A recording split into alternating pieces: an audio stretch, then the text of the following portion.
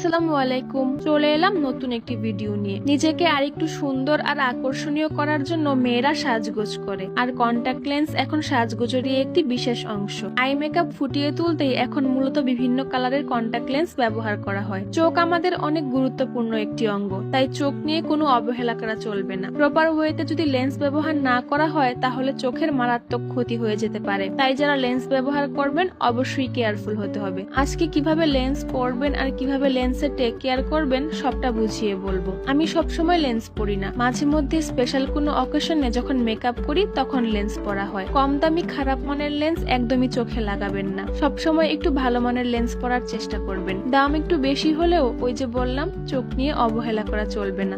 এগুলো KSSI ব্র্যান্ডের lens. Facebook page Maya I gallery থেকে কম্বো অফারে নিয়েছিলাম। 3 জোড়া লেন্স, ডেলিভারি চার্জ সহ 900 টাকা, সাথে 1 বোতল সলিউশন আর 3টা লেন্স বক্স ফ্রি দিয়েছে। এখানে একটা শেড হচ্ছে ব্ল্যাক স্পট ব্রাউন, এটা পাতায় এসেছে, আর বাকি দুটো রাশিয়ান গ্রে, একটা আমার আর একটা নিশাতের জন্য। এই দুটো বোতলে এসেছে। দুইটা শেডই মারাত্মক সুন্দর। লেন্স ব্যবহার করার নিয়ম আছে, 10-15 দিন পর পর লেন্সের সলিউশন চেঞ্জ করতে হয়, না হলে লেন্স এমন শুকিয়ে শক্ত হয়ে যাবে। ব্যবহারের আগে অবশ্যই কিট বক্সটি ভালো মতো ধুয়ে পরিষ্কার করে মুছে নেবেন।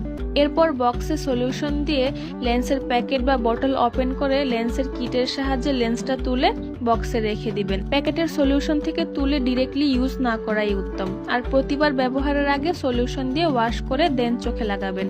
আমি তো একদিন বা 6-7 ঘন্টা আগে বক্সের সলিউশন চেঞ্জ করে নতুন সলিউশনে ডুবিয়ে রাখি। KSSI ডাহাব এই লেন্সগুলো বেশ কমফোর্টেবল, চোখে কিছু আছে তেমন বোঝাই যায় না, অনেক পাতলা। আমি একদম শুরুর দিকে বেলা পাতার লেন্স কিনেছিলাম, দাম একটু কম ছিল, বাট বেলা লেন্স একটু ভারী, তাই চোখে পড়ার পর একটু ভারী ভারী লাগে। একটা লেন্স খুব বেশি দিন ইউজ না করাই ভালো। প্যাকেটের গায়ে 6 মাস বা 1 বছরের এক্সপায়ার ডেট থাকলেও একটা লেন্স আমি 3-4 বারের বেশি ইউজ করি না। আশা করছি সবাইকে সবটা বুঝিয়ে বলতে পেরেছি। আজ তবে বিদায় নিচ্ছি, ভালো থাকবেন সবাই।